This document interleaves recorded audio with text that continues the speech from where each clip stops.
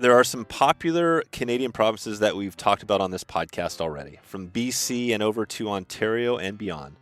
But Saskatchewan has not been a destination that we've really covered on this podcast yet. This all changes today as we talk about some of the finest lodges that offer pike, grayling, and other species. We're heading up to northern Canada into the Northwest Territories today. Let's find out how to do it. This is the Wet Fly Swing Podcast, where I show you the best places to travel to for fly fishing, how to find the best resources and tools to prepare for that big trip, and what you can do to give back to the fish species we all love. How's it going? I'm Dave, host of the Wet Fly Swing Podcast. I've been fly fishing since I was a little kid. I grew up around a little fly shop and have created one of the largest fly fishing podcasts in this country. I've also interviewed more of the greatest fly anglers and fly fishing hosts than just about anyone out there. Alyx Parks, the new fly fisher host, is going to take us into her life around traveling for the new fly fisher and some of the areas that she's excited about. We're going to find out how to catch grayling and some tips on fishing for grayling, including the skittering, why this is important. We're going to get a few travel tips from Alyx today. We're going to find out on that end, and then we're also going to hear about why you should be watching your backcast. Plus, you're going to hear about the hot little bug and why this video clip put Alyx on the map today. Hopping our way across Canada, here we go. Alyx Parks from OntarioFlyGirl.com.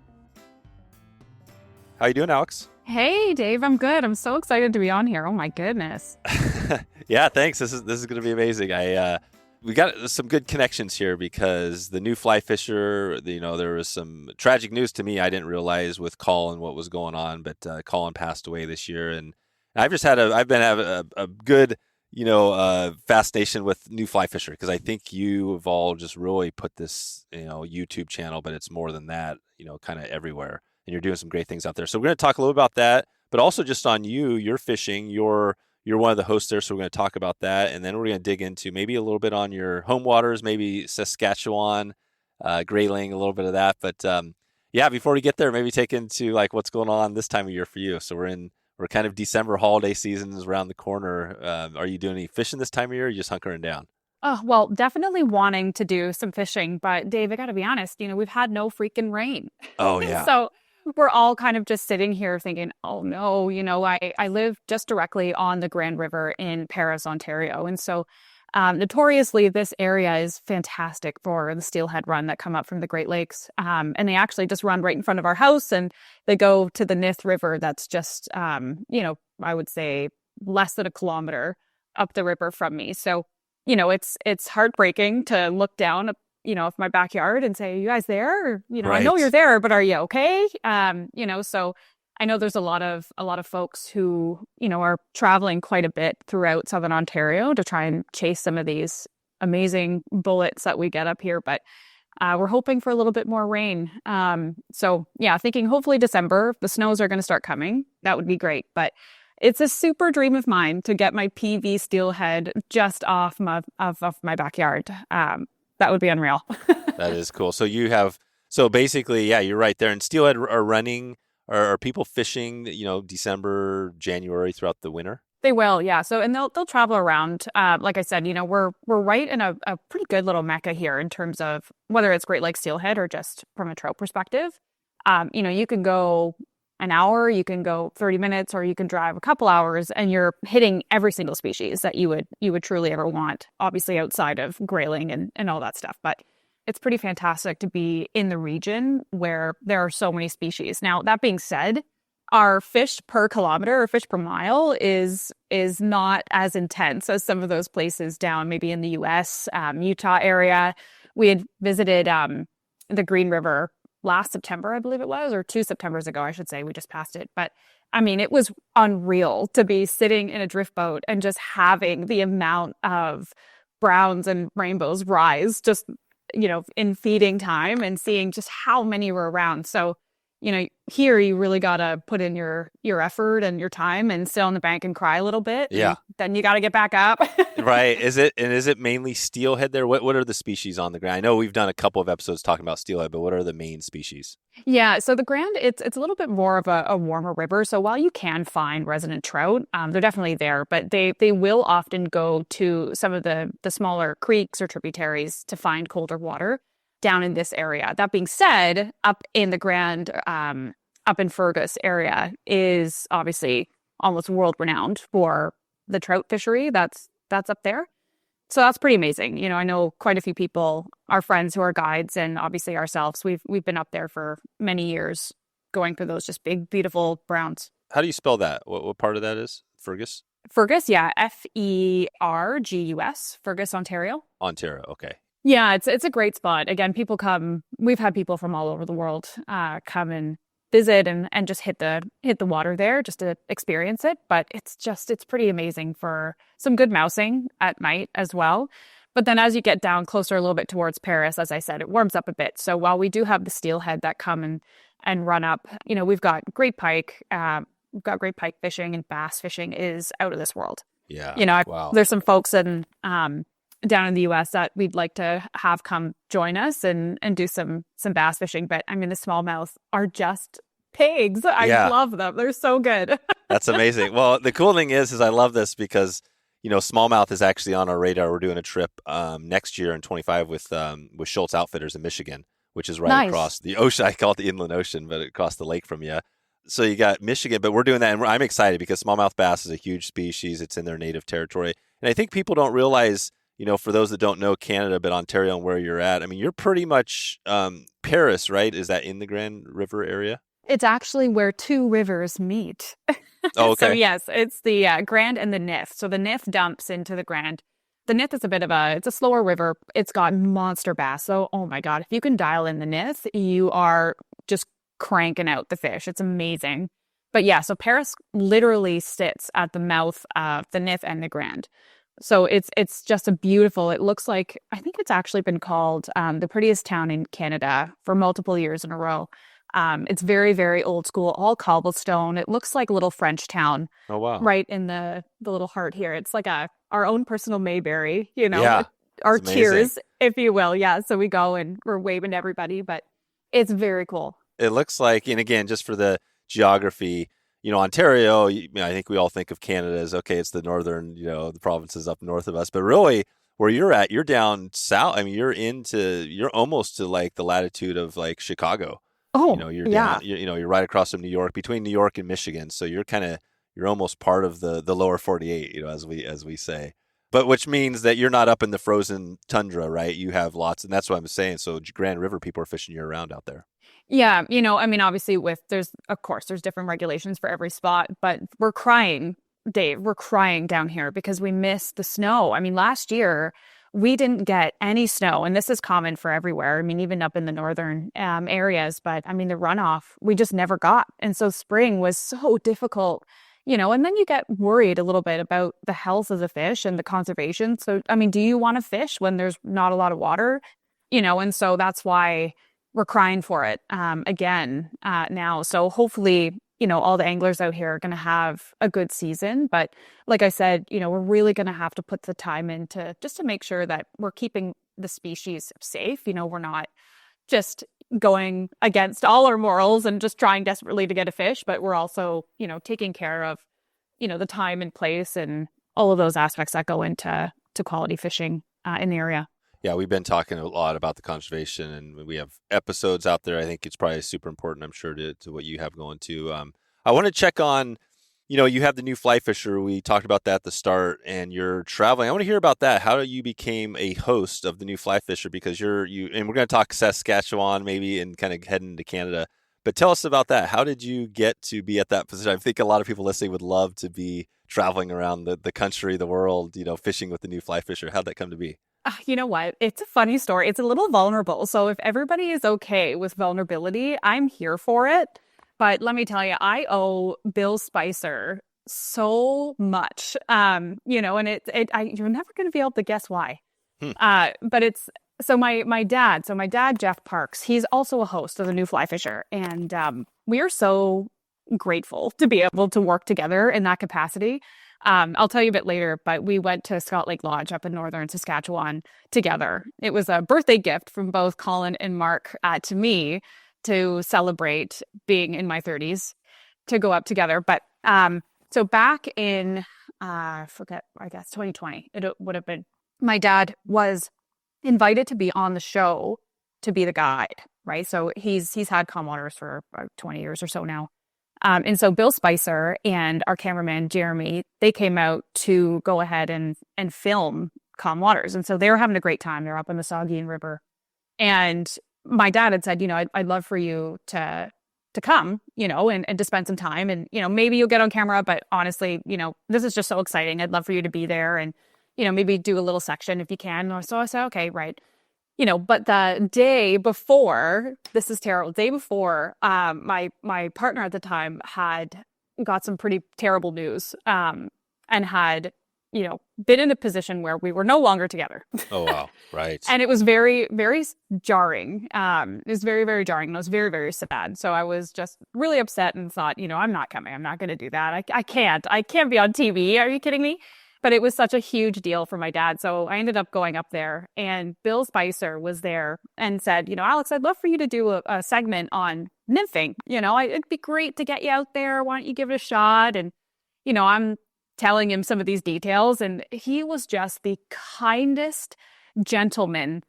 And I was telling him all the story of what had gone on, and in between crying, and as terrible as this sounds, we all go through it. There's relationships, He was kind of like your counselor, it sounds like. Maybe. Oh my goodness, he was, and my dad was super focused, but he was so great, to talk about, things that have happened and how I was feeling. And so he got me ship shaped, and he goes, okay, get out there, catch a fish. That's what you need right now. Bill, you're right. You're so right. And so I get out there and, I do this little segment, and it was a lot of fun. I ended up saying hot little bug on camera, which is apparently something that people have not forgotten. Oh, really? I get DMs about that a lot. Yeah. Hot little Trying bug. to, you got to make that fly look like a hot little bug to the fish, And so I do get many DMs of people saying, I watched the hot little bug section. How do you do that? But nice. Anyway, so I come off and I start crying again, thinking, oh my God. And, Bill, again, the amazing gentleman he is, just gave me a big hug and said, you did great. That January, I get a call from Colin and Mark, and they said, Alyx, we saw your section. We saw the hot little bug. We want you to be a host on the show. And I'm like, are you freaking kidding me right now? Yeah.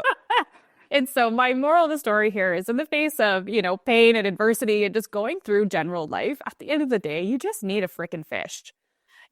Go out there, get fishing, and don't be shy to tell people how you're feeling.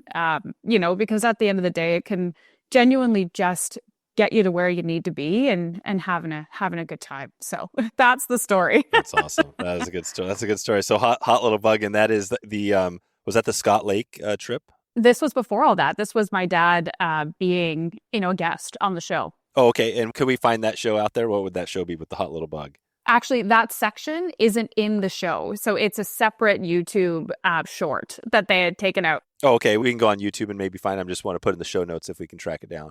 100%. Yep. I'll track it down and send it to you. But it's a funny one. We'll put a link for everybody listening that they can go to the show notes and grab that little hot little bug, because I think that's well. I think it's good. I think it's a couple of good reminders. The fact that you're going through a really tough time. Like people, we all do. And sometimes you got to be like, hey, life goes on, and you know what I mean? You gotta, and fishing too, also, right? Fishing is such a therapeutic thing that it is. Probably that just being on the water helped with that relationship, and 100%, and that's what Bill really stuck out there. He says, the thing that you need is a fish. Go out there and get one, and it was such a calming thing for me to hear, because, this could have been anything, whether it's relationship or your job. 2020 was pretty horrible. It was a rough year, right? So I think everything is heightened at that point, and being able to have somebody just look at you and say, the only thing you need to do is get a fish. It really actually shines a light on the new fly fisher itself, being, obviously a 20-year running show, but to help people, whether they're novice or they're experienced, to go out there and just put a fly in the water. That's it. And from a therapeutic standpoint, it really truly is, and to be there not only for my dad, but just to stand in the water was the thing that you needed to be able to showcase your best self and to do the thing that you love to do. Pescador on the Fly offers a full range of fly fishing gear for any angler and any budget, with premium rods delivered directly to you. This saves you money by eliminating the middleman markup.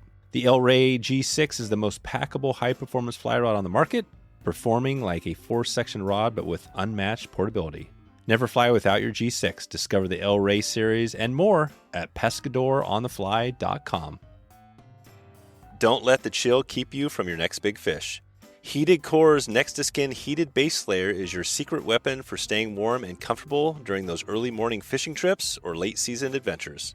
Engineered with advanced heating technology, this base layer keeps you toasty all day long, ensuring you can focus on what really matters. Gear up with the Heated Core base layer and make every cast count this season. Let's talk a little about, I want to jump around Canada. So you're in Ontario. We're talking about where you're at down near between Michigan and New York, but you did this trip up to Saskatchewan, which is kind of the province in the middle, pretty much kind of in the middle of Canada. And you did some grayling fishing, right? Can you talk about that? Is that one that's out there on the New Fly Fisher? Oh, yeah. Yeah. So I was in Saskatchewan at Cree River Lodge. And so that was the first show that I had done. Not my first show, but that was the first show in Saskatchewan that I had done at Cree River Lodge with Chip Cromarty. Chip, he's just the best pike guide I've ever seen. I mean, just absolutely fantastic at what he does. And the lodge is fantastic. But the second time was at Scott Lake Lodge up in Northern Saskatchewan with my dad. And so that was last year. And that was another one that was just absolutely out of this world. Steve Yanish was our guide, and obviously unbelievable for pike, but just his knowledge in general was out of this world, specifically going into the Northwest Territories and searching for Arctic grayling. And so some of these places that we had fished, and we would do flyouts. And so we would fly, I don't know if it was like 100 miles or whatever it was. It felt like a long time in the air, in the middle of nowhere with just lakes everywhere. I mean, there was water, the moose that would be swimming across. Oh, it was amazing. just unbelievable. There's those wolverines. They actually do photography safaris that you can go do as well. Oh, really? So did you see any wolverines? No, I was desperate. I'm so desperate as a professional wildlife photographer. Isn't it the most ferocious animal in the world or something like pound for pound, right? Yeah, yes. It's just incredible. So they have seen them there though. So it's another world, right? So we did the flyouts, and the place, one of the most memorable places, and I'll talk about Cree as well, but just recently we'd flown out, and this, I believe Steve had said it hadn't been fished in about 7 years. Jeez. And I'm like, so it's been unpressured for 7 years. I mean, and it's hard to go find places like that when you're up there, because it's the land of plenty, let me tell you. And so we ended up landing in a spot called Desmarais. And Desmarais is this little outflow between lakes. And grayling often, obviously grayling can live in the lakes, but they like oxygen, right? They're very trouty. And so they will go and they'll seek out some of these outflow places to not only obviously get that faster moving water, but so they can not be chow for the massive pike and lake trout that are there.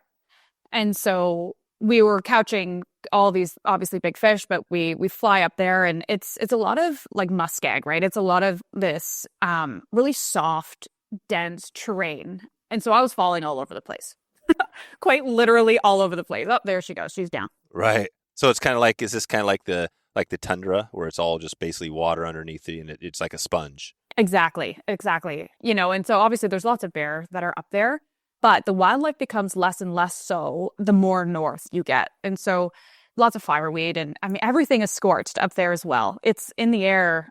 You will just never see anything like it, to see where, the lightning had hit and then the fire had started and gone out. I mean, so there's a massive forest fire? Oh, everywhere. I mean, it's just a natural part of the wildlife up there, right? So it was really fascinating to navigate around some of these pieces and to be walking among some of the burnt plains.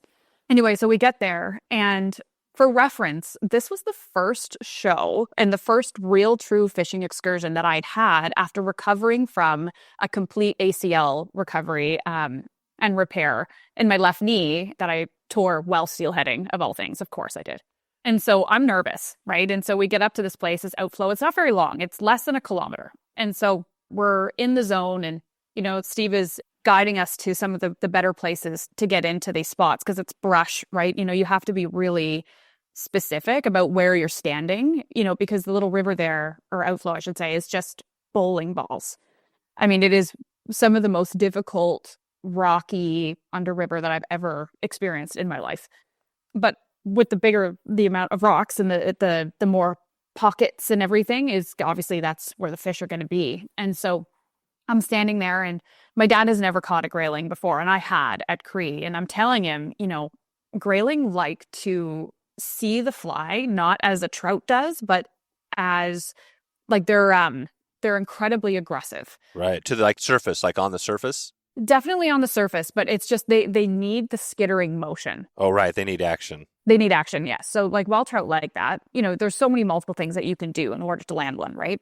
But the skittering piece of it is so key to be able to dial in these fish. Like that action, that movement, that ability to sway that fly from side to side over, sometimes it's multiple columns, over different habitat units sort of thing.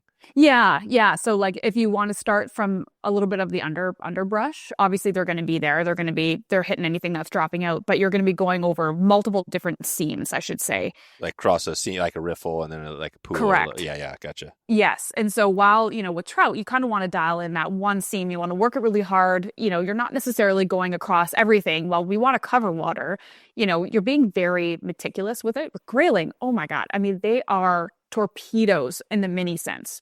And so they will chase it across multiple seams and in multiple different pools if they like it, And so my big tip for grayling in particular is, God, just do not care about what necessarily the fly is. Just get it to have some kind of emotion in a skittering pattern, and it's going to eat if it's hungry.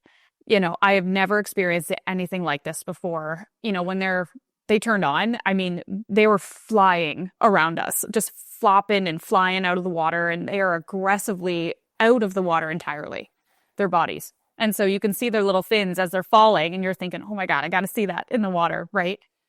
But to get them hooked is another sense. So what is if you did, even though the fly isn't super critical, what would be one fly that worked well up there on the surface? Honestly, just even a basic little like caddis. Yeah, just an elk hair cast or something like that. Just something that's going to sit there and it's not going to be crazy. I mean, if you have nail polish that's like bright orange, or bright red, that seemingly will work. If you want to just put a dot of just a little bit of color, even like just a little parachute, would be good. But anything on the surface. That being said, at Cree River, I mean, I was fishing a hopper dropper, and they were hitting the Frenchie quite a bit. My dropper was just a little basic Frenchie with a collar, a little purple flash, and they did hit that as well, but not as much as they would hit on surface. Okay, and then the grayling too was that some of your first grayling? I mean, when you get those in your hand, they're pretty spectacular fish, right? So at Cree, this was the first time that I had ever gone for a grayling, and I thought, I am the luckiest person in the world to even be in a situation where I can not only travel and get to showcase unbelievable lodges, but the guides that are there that people wouldn't necessarily know of. I mean, they're unreal. But to stand amongst Arctic grayling, I mean, at 30, I think I was 33 at that time, I never thought that would be there. But I was with Jenna McKeown. She's one of my very best friends. Okay. Yeah, this is Colin's daughter, and she does some new fly fisher stuff too, right? Very much, yes. She's been doing it for about a decade, actually. She's a staple for sure when it comes to that. But we were there together doing the show, and she had been to Cree before. And so again, same thing. We were at this little, outflow, and we were on the boat. And because Jenna was there, she knew what to do. So she's at the back of the boat, and I'm like, what is she up to back there? And I am, as the trout fisherman that I am, I'm at the front of the boat, just being the most acrobatic, unbelievable trout fisherman you've ever seen in your life. I was like mending like nobody's business, presenting the fly. The drift was absolutely perfect. I am frustrated. I mean, crying frustrated because they're not hitting my fly. And I'm looking at Jenna, and she's caught two at the back of the boat, and so Chip then walks up to me and he goes, "Are you done fishing for trout?" And I'm like, what do you mean? This is what I read online at how to entice the fish. And He goes, well, if you look at Jenna, and she has her line at the back of the boat, and the fly is quite literally just skittering. And they are, there, I must have seen 4. Oh, right. She's not even casting. She's almost like just letting it drag. Just letting it drag. Yep. And it was unbelievable to see. And so at that point, I'm like, okay, I'm doing it. So I, without shoving everyone out of the way, doing that. And so I finally hooked one. And they're strong. Right. Yeah. So you're not going to think that these little things are that strong, right? Because, they get up to, they can get big, right? Yeah. You can get a grayling up to 24 inches. But there are some big ones. But realistically, they're not going to be that big. Yeah. Most of them are kind of in the 14, 15-inch range. Correct. Somewhere in there. Yeah. Yeah. Like 16, 18, that's a good trophy fish that you're getting at that point. And so, I had one on and it's really fighting, surprisingly so. And so I'm fighting it and I'm really nervous, when you get those heart pumping moments and you're thinking, I got to get this or I will die. Yeah, I don't want to lose this thing. And you have cameras there too, right? Yeah, so you're really nervous and I have to try and talk and say something. And at that point, you're so focused that you desperately don't want to talk because you don't even know what you did. You're just so surprised that it's happened. And so anyway, so all of a sudden it goes directly under the boat. They beeline it to the boat to get for cover. And so at that point, Chip is screaming like, get it away from the boat, get it away. And I'm shoving my rod into the water under the boat. My arm is hanging off the side because I'm trying to pull this thing, but it's a bigger fish. And the line rubbed on the bottom of the boat and it got off. And there's actually, this didn't make it into the show, but there's a first take that I have tears, genuine tears, saying, I lost my first grayling and I've never experienced such heartbreak with a fish in my life. And so that was the first one, and the surprise of how strong they are. And again, they fish in they live in faster water. So they're going to have that extra spunk, kind of like a bass, to be honest. They really dog it down and they'll beeline it for cover, and they're surprising, right? So they'll come up and they'll rest and then they'll pull you again, which makes it a lot of fun. But the most important thing I have to say is actually the mouths. They're like the smallest little. Yeah, they're tiny. They're kind of more like a whitefish type of mouth than they are a trout, right? 100%. Very, very much. And so they're so delicate. And so you are going to miss more grayling than you are going to land. Very, very much so. And they miss the fly as well, so they'll flip for it and they'll actually just genuinely miss it because their mouths are so small. What does that fin look like when you catch it? Have you landed some of those guys? Oh, yes. At that point, I dial it in and, we're landing tons and tons of them. But the first time that you can see a grayling's fin, you want to obviously keep it in the water for reasons, but you want to move it to its side, like put it onto its side a little bit and really make sure that you kind of cradle if you can, and the fin will move in the current. And the first time that sun hits it, it's the little sailfish of the north. You've never seen anything so beautiful in your life. And I wrote a post about it. And I think it's so fascinating that something so beautiful will never be able to know why people are marveling so much at it. Yeah. Oh, it's cool. I'm looking at it online, just typed in kind of grayling fish, new fly fisher, and there's a photo that pops up with you. It says there's a quote from you, I've truly never seen anything like it. And the colors are like a rainbow. That is an amazing picture. It's like a full, I guess this is on Instagram.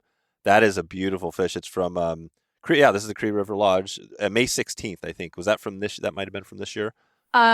No. So depending on when I posted that, I'm not a huge poster on social. Yeah, that's on the official New Fly Fishers. So that could be last year, but either way. Oh, that's right. Yes. Yeah. It's amazing. The colors are blue. It's got like every spectrum in the dorsal fin. Yeah. It's just absolutely insane. And it's funny because, you pick this thing up out of the water and you're like, oh, it's like a little whitefish. That's the sound, whatever, so everything that you see is just encapsulated when it's all in the water. And so it is the epitome of fly fishing. You're truly enticing this animal with different types of tactics that you have to use that you're not necessarily used to. They're abundant in the Arctic watersheds. And when you see what they've got hanging on the rack, it will heart stop you. So you guys went to the Cree River Lodge. And what is Saskatchewan overall? Is it pretty similar? When you think about other provinces up there, I'm guessing lots of lakes, obviously. Have you guys gone to any other areas up there? So I've only personally been to Northern Saskatchewan, save for, getting into when I'm traveling and you're stopping over, right? So, you can go and there's like Regina and all of these places that are really well known. It's a great province. I mean, it's huge. There's so much wildlife up there. It really truly is an adventurer's dream if you're wanting to go up in that area. But I've personally only been north. And so both Cree and then Scott Lake Lodge. Scott Lake is quite literally on the edge of the Northwest Territories. Oh, it is. So it's right there. So Yeah. what's it called? It's Scott Creek Lodge? Scott Lake. Okay. I'm just trying to get my bearings to Scott Lake Lodge. Yeah. So you're right on the north. Okay. Yeah. You're right up there. So you're just up north. So that's north of Cree up on Scott Lake. You're right on the border. That's right. So typically we would start in Saskatoon. And so Saskatoon, so that's south. That's one of the main cities of Saskatchewan. And so what we do is we fly to Saskatchewan from Toronto, stay overnight, and then we would be flying to either maybe La Ronge, and then you take another hopper plane. So we fly there, and then you take a hopper plane to Stony Rapids. At that point, either they will pick you up or you have to fly somewhere else to a little outpost where then they fly you to the lodge, or if you can take a boat, you take a boat. But it's a couple days to get up there. Gotcha. So so Toronto, fly into Saskatchewan, and then you take a hopper flight up to, say, Scott Lake Lodge. Or is it a hopper flight? Yeah. No, you got to go to, and then where do you drop in? Once you fly in from Toronto, where are you flying in again to? So you're flying from Toronto, and then you go to, let's say, Saskatoon, and then you go from Saskatoon, and depending on what the flights are, at Cree, we head to La Ronge, and then we get a hopper flight. But up north, you have to go to Stony Rapids, and then Stony Rapids from there, you likely either take a hopper flight or they pick you up in one of their planes, and they fly you to the lodge. Okay, yeah, so it's a full deal. Yeah, like most are going to be fly-ins at that point, unless you can make it by lake. It's just because it's just so abundant. And Scott Lake Lodge is amazing too to look at because, I mean, it is on this tiny little island surrounded by other islands and water, and it's right on the border of the Northwest Territory. It's pretty, yeah. So what was that like? So when you got to that, describe that lodge there a little bit.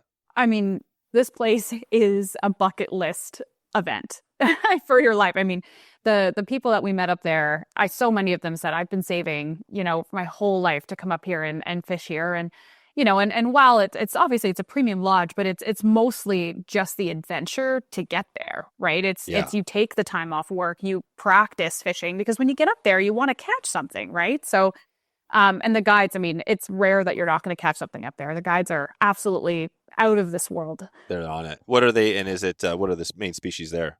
So it's a pike fishery and a lake trout. And so those are the real main big boys that are going to be there. But like I said, the grayling, are incredibly abundant. And the walleye, I mean, there's tons of species up there, but the fact that they have all these different type of fly out locations that you can book to get you to specific places that the guides have gone and searched and combed and fished and spent hours and hours and hours just, doing their job and finding the places to bring to people is just phenomenal. And the knowledge, I think their tenure is like on average 30 years. Oh, wow. It's incredible. Yeah. And let alone the facility. I mean, it's 5 stars all the way. I mean, see that. Yeah, I see. It looks like they got some nice hot tub and everything else at the place. Yeah, but the food, I mean, it's, when I say 5 stars, it's, yes, the food is amazing, but it's the staff. I mean, the staff are just the kindest people that you'll ever meet, and they all love each other. So they work together. They work to get you having the best time that you could possibly have. And it really is phenomenal. So amazing. Yeah. Amazing. So that's it. So basically you spent some time up there and on, grayling. So those are the species have you chased, gone for pike too? Oh yeah. Yeah. How was that? Did you find any fish up there? Oh, tons. Yeah. So there, I mean, I think I caught a 40, and then a couple minutes later, my dad hit a 44, and I was pissed. Yeah, I was like, you jerk. So the rivalry in that episode is pretty hilarious. And so, but I mean, we were sight fishing, right? So My biggest pike was in my biggest grayling, sorry, was at Scott Lake, but my biggest pike was at Cree River with Chip there and Jenna. And it was funny. So one of the things that I think is really interesting, and Dave, let me tell you, I'm just going to be straight up honest. I am not the most technical fisherman. Yeah. I don't want to be. I think the more information I have and the more things that I can think about doing and setting up, I fish less, and so I don't love that. Right. How does that work when you're on the, and I think there's all sorts of different, people's abilities and things like that, obviously. But when you're on camera doing this and maybe you don't feel like you're the most technical, how do you, how does that work on camera? Like if you're behind the camera, what are people expect? Are you just being yourself and having fun? Is that what it kind of comes out? Well, all the hosts have such different personalities, right? Yeah. So I love to think, my dad as a host is hilarious. How is your dad different from you? Oh my God, he's guiding the entire time. He's with the guide and they're guiding together, and the tips and the tricks. And, he's been doing it for so long that he's just able to do that, and Rob Heel, he's fantastic as well. He's been guiding a really long time. And so he dials in a lot of some of the, the tips and tricks that you need to do. And Mark, we all know Mark. Mark is amazing.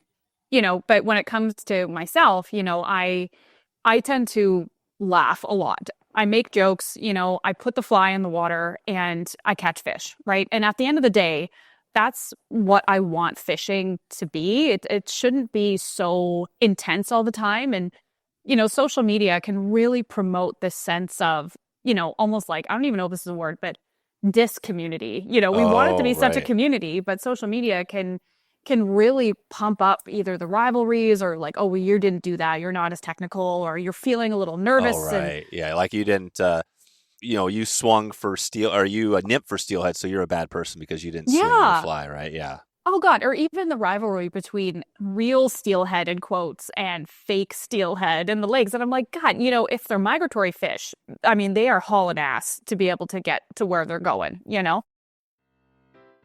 Trout Routes is the most comprehensive mapping app for trout anglers. With over 50,000 trout streams, 350,000 access points, public land maps, and more, Trout Routes is the #1 resource for navigating, researching, and exploring trout streams, and it deserves a place in every angler's toolkit.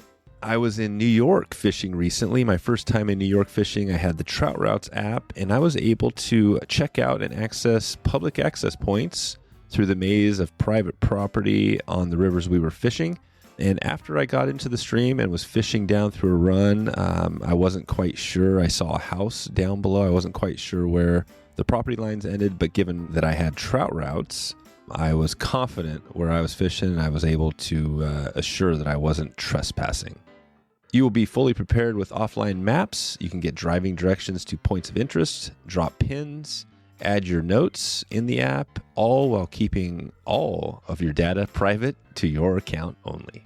You can visit troutroutes.com right now to learn more and download the Trout Routes app for free in the App Store today. That's Trout Routes, TROUTROUTES. Start exploring today. Do you want to be a holiday hero this year? Well, listen up. Jackson Hole Fly Company is spreading the joy with an offer that'll make your wallet and your favorite angler happy. If you spend $50 right now, you get a $10 gift card. It's like fishing for deals, and the fish are biting. From rods that feel like magic wands to reels that purr like kittens, they've got everything to make someone's fishing dreams come true. And those combo kits, they're basically happiness in a box for any skill level. You can head over to jacksonholeflycompany.com right now and catch these deals while they're hot. That's jacksonholeflycompany.com. Let them know you heard about them on this podcast, and have a happy holiday season. We just had an episode that went out actually in the bucket with Brian Niska. He's hosting our West Coast Steelhead stuff, but he did a great episode because he had a biologist from Ontario, a biologist from Washington, and one from BC, and they all talked about, just steelhead. It was mostly steelhead focused, but Brian asked him that question, like, is it a steelhead or not? And he made the great point is that, you know what, you don't ask that question for Chinook salmon or any other salmon that are in the Great Lakes. So why do you ask that question for steelhead? Right? It's a steelhead. It's the same species.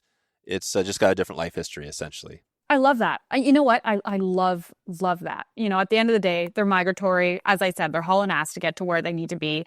And they're absolutely the most fun fish to catch, so who cares, right? And so all of these things are so apparent. And so when it comes from a technical standpoint, I'm standing in the boat at Cree, and you're right. I'm on camera, and I'm really going to have to, try and teach somebody something, at the end of the day. If Mark and co want to keep me on the show, I'm going to have to do something, but what's really funny, and one of the most epic shots that I think I've ever had, was I'm standing in the boat, and we're going for big pike, and we were fishing for like an hour, and we hadn't hit anything yet. And I had the Northern Magic? I had a big fly on, right?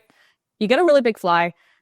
Chip is quite famous actually for his fly tying, for pike in particular. And so he loves the Northern Magic. It's black and red. That's it, which is fantastic, And so anyway, so I'm standing and I'm casting and I'm retrieving, and I'm talking about the retrieval, right? So pike they're opportunivores is what I like to call them, right? So they see something and they're like, oh, that looks a little tasty. They're going to take the opportunity and they're going to go sniff it, or they're going to take it, right? Yeah. But when it comes to presentation, a lot of people will cast and they'll see all of a sudden they have this massive thing, like this 45, 47-inch pike that's following their fly. And all of a sudden they'll stop, right? They'll retrieve and then they'll stop because they want the pike to eat it. And obviously we all know, I shouldn't say we all know, but the people who fish a lot, not to do that, right? I mean, if you just put yourself from a mind to fly connection, and you're the fly. Yeah, you're the prey getting ready. You wouldn't stop and wait to be eaten. No, you're gonna haul ass. Yeah. Right? So it's hilarious when we think, oh, we want to stop it because we want the opportunity to get that fish. But in reality, if we can strip, and go as fast as we can, that's going to be the better take, right? So these are the things that we want to talk about on the show to really make sure that people are really understanding what it takes to get that fish. But okay, Dave, so I'm standing there and I just finished that section, and I think I just stopped talking about, at the end of the day, you need to just get the fly in the water. That's the only thing that matters. Yeah, keep it in the water as much as possible. Keep it in the water. Not 10 seconds later, the GoPro ends up getting the shot of my biggest, I think it was 47 inches. I like to say 47 and a half, but I don't think that's true. 47 inches. This pike absolutely crashes out of the water by the boat. It nearly slaps Jenna in the face, who was sitting by the boat. And I went, whoa, and hauled up to set the hook. And it was a 10-15 minute fight. And my one photo on my Instagram, it's me. Obviously, I'm like screaming and I'm holding up this pike, and that was it, And so at the end of the day, I always say at the end of the day, but at the end of the day, you don't have to be crazy technical in order to get the fish of your life. You just have to keep it in the water. Yeah, you just have to keep it, and you have to fish. I think that's a good reminder, is that you can get super technical, and it is fun sometimes. Some people love getting we've had episodes on where people have got so technical it's hard to follow, but at the same time, you don't have to be that way. You could just get out there and just get on the water and start casting. And especially when it sounds like you're able to be around guides. And I've been around a few guides now the last few years because we've had our travel program, and it has been pretty amazing to be around those people because they've just spent more time than anybody else in these locations. And so you're kind of learning, right? Your learning curve has been flattened, and it's a lot easier to find fish and catch fish, especially when you're at Scott Lake, which is a remote outpost, right? Oh my gosh. I mean, Scott Lake being remote, Cree River being just like I said, it's insanity. I mean, we were pulling our flies away from 41, 42-inch fish so we could get the 45 to 48. Oh, really? Oh, wow. Like pulling it away. Like, I mean, it was, and so my dad had also done an episode at Reindeer Lake, and Reindeer Lake in Saskatchewan, again, is widely known. I mean, they filmed, I think, multiple seasons of Alone on reindeer. Have you seen that show? No, I haven't. What? Okay, everybody listening, everybody needs to send Dave a DM saying you have to watch Alone. Nice. It is the best show. It got me through my knee surgery, but obviously. Oh, really? So now what? Now remind me again. So what this show is? What's the show? It's called Alone, and it's quite literally just I think it's 10 people. They are handpicked, and the show places them on places like Reindeer Lake. Oh, right, gotcha. To be alone, and they have to survive, and so it just goes down to see their skills, and it's amazing. But reindeer is often chosen as one of those places that's a harsh environment.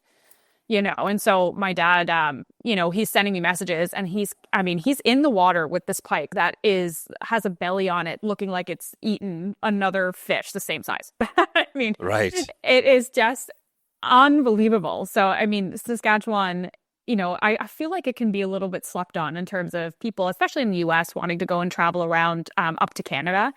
They will see some of these other places, like BC is really amazing. Yeah, I feel like that's totally true. I feel like, and we've done episodes all over North America, and I feel like we've done tons in British Columbia. That makes sense kind of because we have a lot of people on the West, but also Alberta. We've talked a lot about Ontario, and New Brunswick and all the stuff with the Atlantic salmon, Newfoundland, Quebec. But Saskatchewan and Manitoba have been the two that we've done very little on. And why do you think that is? Do you think it's because, they're not on the map, I guess. Is that because they don't have anadromous fish, or why do you think that is?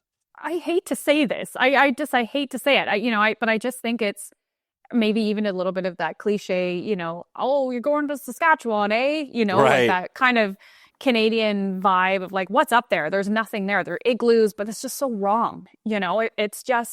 It is an adventurer's dream. And if you are a fly fisherman, you are at heart an adventurer.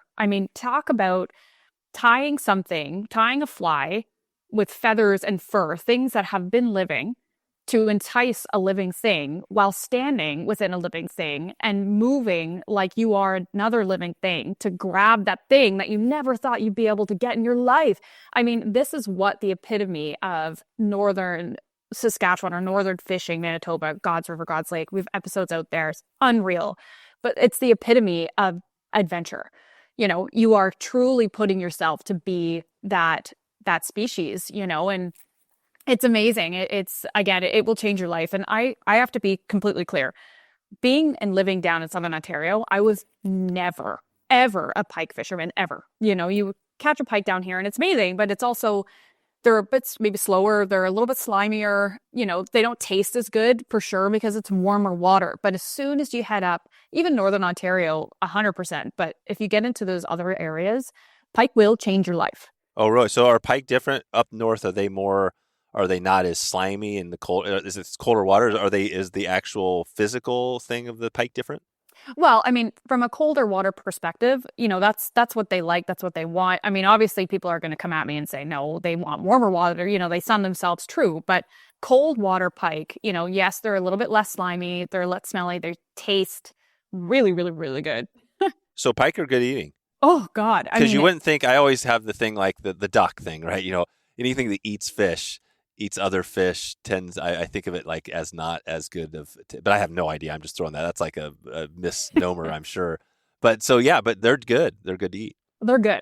So a lot of these places, it's actually hard pressed to find one. But if you're going up to some of these lodges, they will do shore lunches and they will catch it in the boat with you. So whether it's walleye or a pike, we had a Dante. So he was helping guide up at Cree River.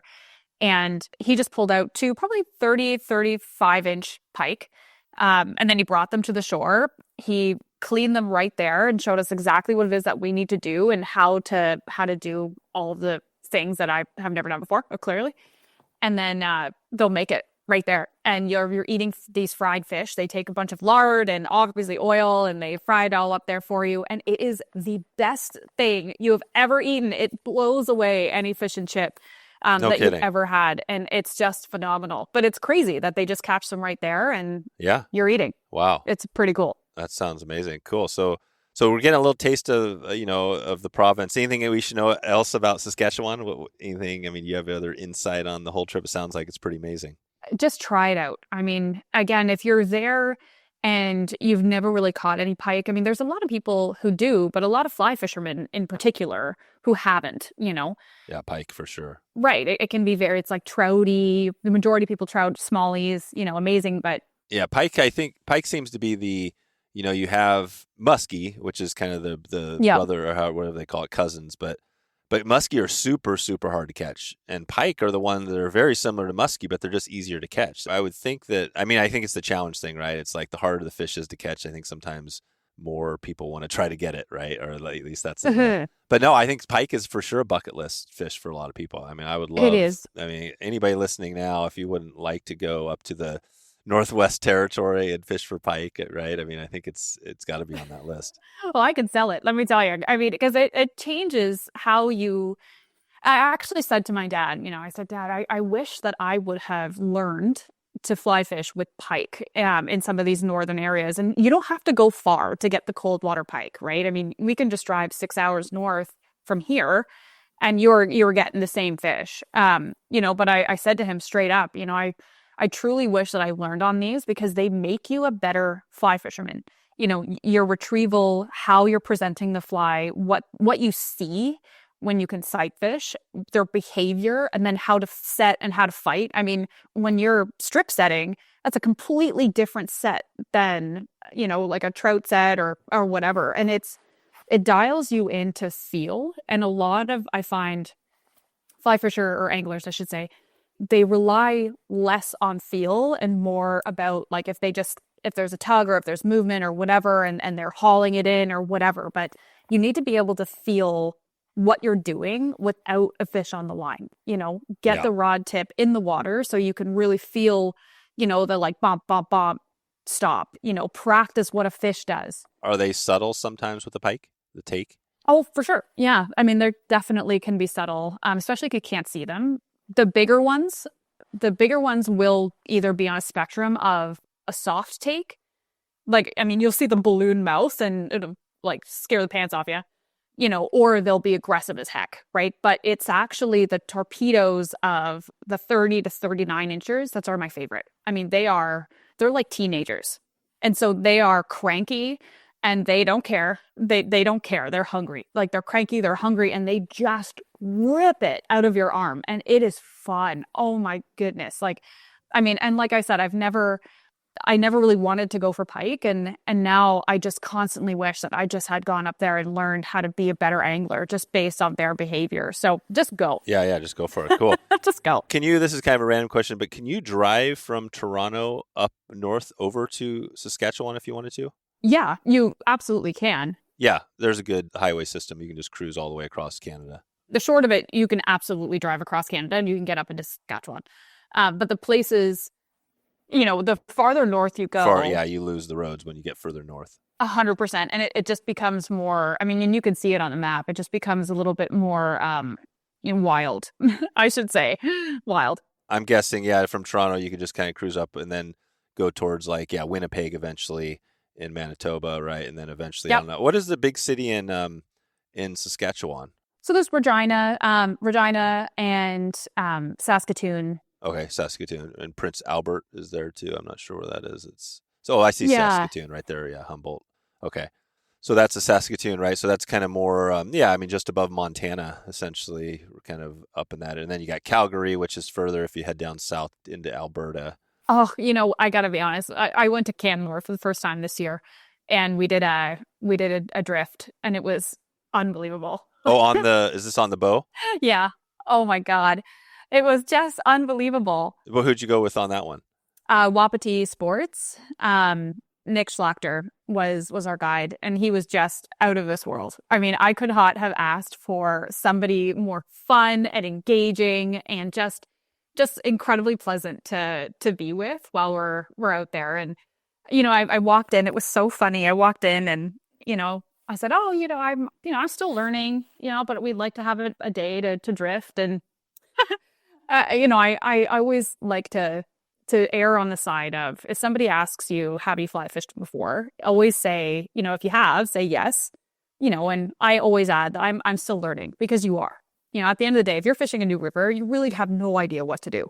If you can cast, you can cast, but there's going to be so many different pieces of that water that you're going to have to relearn a lot of your techniques, especially if you're in a completely different province or state. And so I walk in, I'm still learning. Yeah, I've done this before. And so we're in the boat and I'm casting towards, a ton of structure. And getting it underneath and obviously mending it super well, getting really good drifts. And Nick just slowly looks at me and he goes, "You're sandbagging us, girl. You know what you're doing. Get out of the boat." And so we get out on the boat and we fish these unbelievable little pockets of water that, hold big trout that he was able to say, I'm taking you here because I really want to see if you can get one of these. And he stops and he says, I was charged by a grizzly bear last year right here. Wow. I'm looking at him like, give me the hell back in the boat. God, no kidding. Yeah. Did you guys see, did you see many bears when you're up in that neck of the woods? We saw a couple grizzlies, which was awesome. But they were more on the side of the road. So, you're pulling over with everybody who's seeing them. But where we were staying, actually, so one of the more famous bears called the Boss, he actually lives in Banff. But just recently, I was looking at James Leo Bantle. I think it's James. So the biggest grizzly bear to date in that area had walked from Banff to Canmore right in front of the spot that we were staying and was just absolutely after everybody's, berry trees and apple trees and all that stuff. And, this woman, she goes and actually cuts down her 30-year-old apple tree just to keep the boss away. Keep the bears away. Yeah, because he's traveling now. So it was really fascinating to be in such a different and wild area for the first time. So I'll definitely be going back out there again. God, that's crazy. Yeah, Banff is probably, what is it, about like 10 or 15 miles from Canmore? Yeah, I preferred Canmore, actually. I mean, it was slower. It's so beautiful. I'm somebody who likes to be less in touristy areas. But oh my goodness. That whole area is amazing. It's essentially a national park, right? It's connected really to you as you go down into the States into, what is it? The national park, Glacier National Park, right? Very similar, I'm guessing. Yeah, that was such a treat. That's cool. So we're kind of getting this great picture of Canada. I love it because we've talked a lot, like I said, BC, Alberta. Now we're putting Saskatchewan on the map.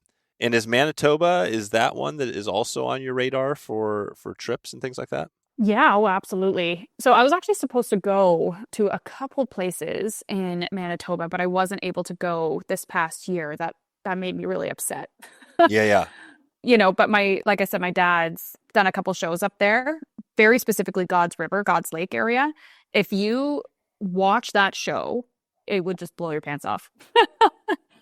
It's just amazing. We're getting a good little list. This will be perfect. We'll put some links in the show notes to some of these episodes we're talking about here so we can take a look.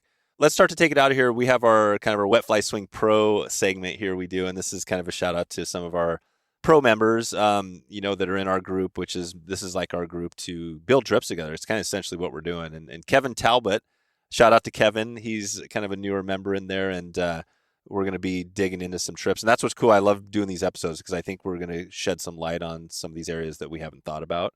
So first shout out to Kevin, and this is presented by Pescador on the Fly. They have a fly rod that is a 6-piece fly rod. So not a 2-piece, not a 4-piece, but this is a 6-piece rod, and I've been fishing with it. It's pretty awesome. Actually, you can't tell the difference between this and the 4-piece. But it's cool because of the travel, right? So it's a travel rod that breaks down. You can literally really put it in your backpack. It kind of disappears. My question for you, first shout out to Pescador, what is your travel tip? Because I think that you've been doing some traveling. If somebody is thinking about getting out on the road planes, would you have one tip that you would maybe help them with today? Let's say they were doing a trip out to northern Canada somewhere. What would you be telling them to help them? It could be anything, packing, whatever. You want to pack for every single piece of weather you could ever dream of, ever, and you would never think that because if you're going northern Canada, you're think cold. Yeah. Well, it's just a different feeling, right? So when you're standing, let's say you're in a boat, I would have my Patagonia underlayer, I'd have my Patagonia fleece, and then I would have my puffer jacket and my wading jacket. And by, the sun comes out 2 hours later, everything is off. Everything. Right. And so be prepared to bring a wet bag as well. So when you're catching a lot of these fish, they will jump and splash all around you. So if you're carrying camera equipment or anything like that, a wet bag obviously is really key. But bring for all types of weather. And the other tip that I have, specifically when you're casting, when you're traveling and you're excited and you're going on a bigger trip, watch your backcast. This is something that people don't do. When you're watching fly fishing or you're seeing professionals do all of this, all this cool fancy casting, regardless of what they're doing, they're looking forward to their target. don't do that when you are going to a new place, because your cast will be different. You're going to be excited. You can't wait to get it in there. You're going to feel probably maybe a little bit rusty. The guide is going to be telling you so much information. You're learning. And your cast is going to be the thing that struggles. And so I always make sure in my first few rounds of casting, trying to get it to where I need it to be, I just turn around and I watch my backswing or my backcast. I make sure that I'm waiting as much as I need to in order to haul it correctly and get it out there. And once I get myself into that zone, I get the feeling back. I'm relaxing. I'm not freaking out. I mean, you're going to be there for a long time, so you're going to get the fish. But just watch the backcast, relax, get it out there, get the appropriate clothing, and then ask your guide every single question that has ever run through your mind before you really start getting out there and attacking all of these different types of fish. One thing that I found really helpful was, let's say it was Steve at Scott Lake or it was Chip at Cree, sitting down with them and saying, okay, talk to me about how these fish eat. How do I need to present this fly? When you're doing it actively and they're telling you, you're going to be thinking about wildly different things. And so spending 10 minutes and just writing down your questions in a notebook, asking them directly, it's going to have it in your brain. And then you're going to be able to get out there. You're going to watch your backcast. You're going to do a couple practice points. And then you're going to feel like you have so much more conviction and confidence to go and attack the fish versus feeling like you need to learn everything while you're actively doing it. Perfect. Okay, so we got a couple of bonus tips out of you here. And so we'll go on our random segment here. And this is kind of actually, I like to ask this a lot just because I'm always curious about it. But are you listening to more podcasts or music when you're kind of heading out on the trip, either flying or on a road trip? Definitely podcasts. As I age, I actually am more averse to music. I'm finding it's distracting to the things that I really truly want to think about. And I find this is actually directly correlated with passion. So if I'm going on this big trip, I'm super passionate about what I'm going to be doing. You can clearly hear it in my voice. I could just talk a mile a minute for all these things, but I need to connect with something or somebody that's going to be saying things that I need to hear, whether it's, here with Let Fly Swing, I'm going on a fishing trip and I want to hear about all the things that are going on, how they've attacked the fly or whatever, or I just simply need to listen to something that's a little bit more distant, maybe like a serial killer podcast. Right. Something that puts me in a different zone. What's one of those random podcasts you listen to? That's actually funny. So my brother just texted me yesterday. My brother Riley says, dude, I don't know if you've heard of it, but you should check out Tooth and Claw podcast. It's about animal attacks, but it's a bear biologist and his buddies, and it's awesome. And perfect. Tooth and Claw, that's the one. I haven't listened to it yet, but it's got good praise. That's definitely going on my list today. They say, I've heard that they say people that listen to podcasts have kind of like 6 or 7 main podcasts they listen to regularly, but I'm not sure how much truth there is to that. But so this will be one of my new 7, I guess. I'll put that on. So Tooth and Claw. And my one for everybody, and this is great because we just had John McKeown on the podcast on our In the Bucket show, hosted by Brian Niska.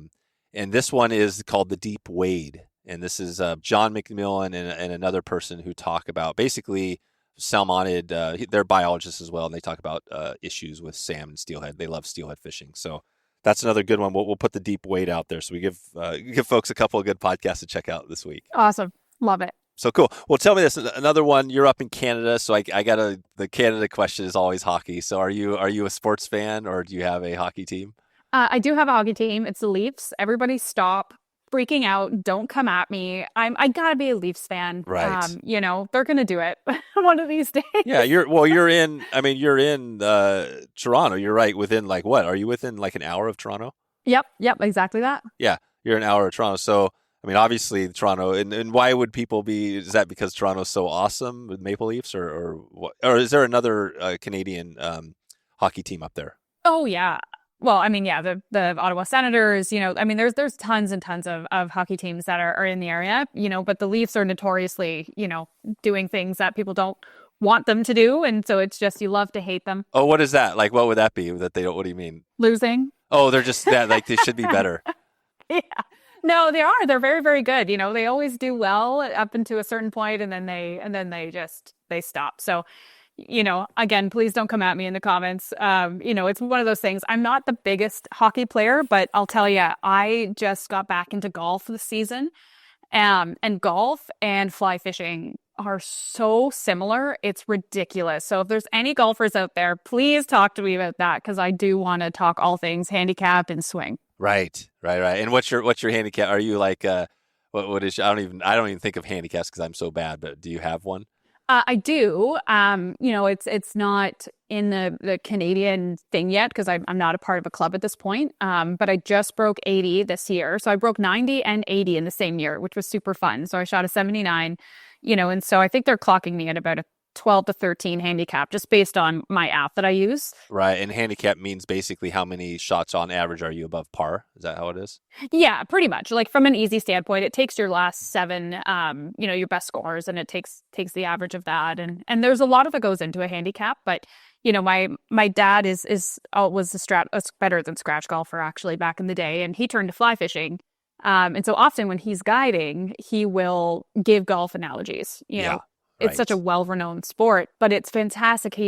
I hope you get to talk with him at some point, because he really talks about, when you're guiding a client, somebody is going to come and they're maybe not going to be the best caster because they're just learning, and while they're expecting a fish, if you can't cast, it's going to be really, really difficult to get you that fish that you want. So, the analogy that he always gives is, look, you're here and you're about a 30 handicap. Well, today, I brought you down to about a 20, and that's fantastic. And a lot of people resonate with that because they understand golf, and so it's just, it's an amazing sport to really help you get better. And that's how, I'm not even sure, like if you were to be golfing on maybe some more of a circuit, is that kind of how it worked? There'd be somebody, you'd be a 20 and then somebody else is a 12, and then you would play against each other and it would kind of equal out, or is that how that works? Yeah. So when you're in a competition, it's a little bit tougher. There's net score versus gross. And so typically, if you're a higher handicap than somebody who's a low handicap, it'll be a net score. The Gotcha. better handicap has to give them strokes, and, it becomes all difficult, but it evens the playing field just a little bit more. That's what it does, tries to even it. So if you're playing somebody that's way better than you, you can still have a good day and feel like, well, we won't go deep in it. I don't want to go deep in this, but I do love your dad conversation too, because I think, it sounds like, I'm guessing he was a big influence on you getting into fly fishing. Huge. And the sports things is obviously the analogy.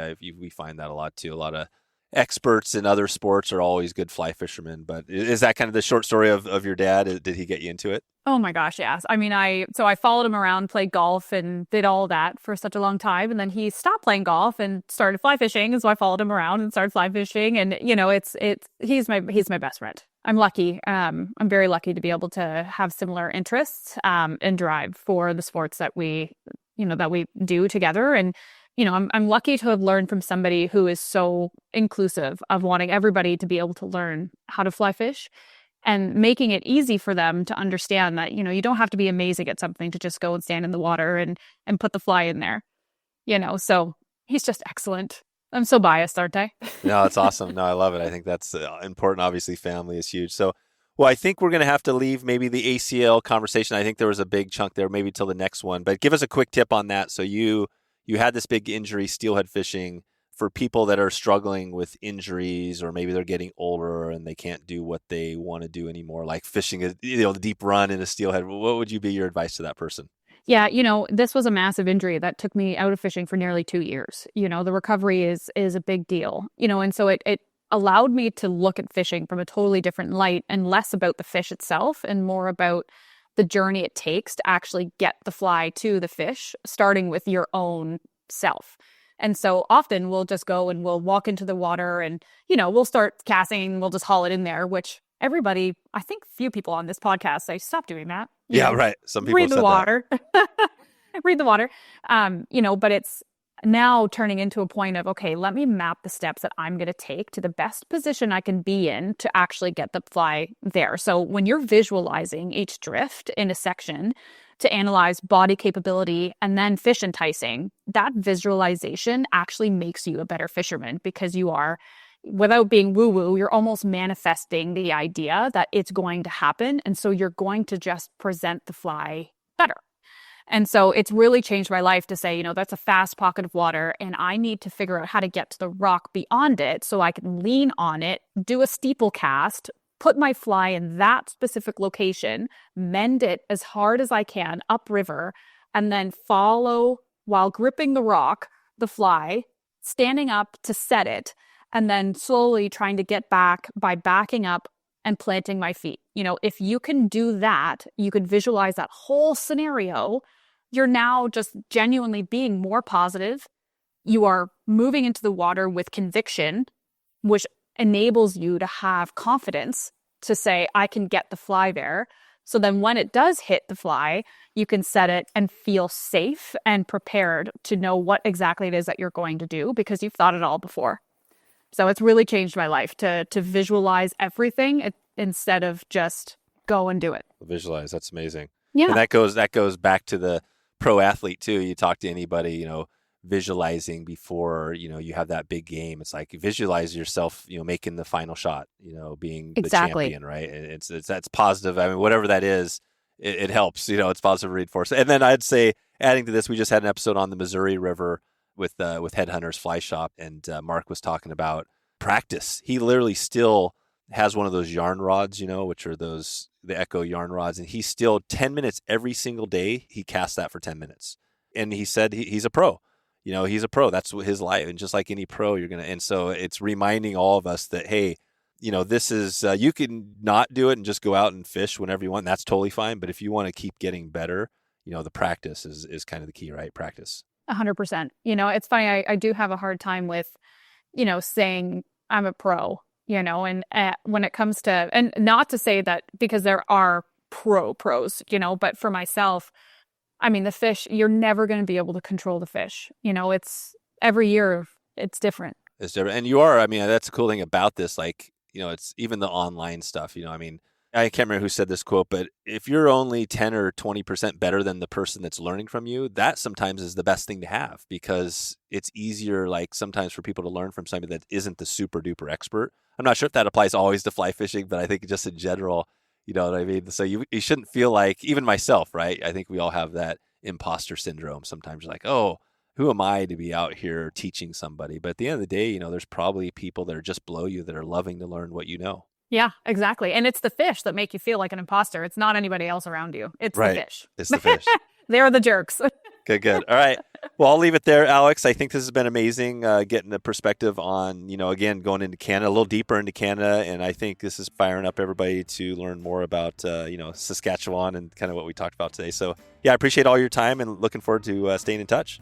Me too. This has been awesome. Thanks for doing what you're doing. And everybody who's been on this podcast is just phenomenal. So, you're the GOAT for pulling out and have everybody talk about all things fish. There we are. Another great episode in the books. If you want to check this out, you can head over to wetflyswing.com/show and you can search for this episode. If it just came out, it should be right at the top of that list. And if you get a chance, check in with Alyx and let her know you heard about this on the podcast, and check in with the new Fly Fisher. Follow their show and definitely make sure you subscribe to the channel. They're doing great things over there. All right, we gave a shout out to the shop earlier on this episode. I do want to give one shout out to the Steelhead School, which is right around the corner. Early January, we are launching the Steelhead School, and this will not disappoint this year. We've got a big special guest who's going to be there. So if you're interested in this, check in with me, Dave at wetflyswing.com. I'll let you know if there's availability. We've already haven't even fully launched this, and we're already kind of filling up spots. So we got a big giveaway coming up around the corner in this event. Let me know if you're interested. And one episode, look out to Mark Reisler on Friday. He's going to be talking about the Missouri River, and we're going to be talking about headhunters and headhunting trout.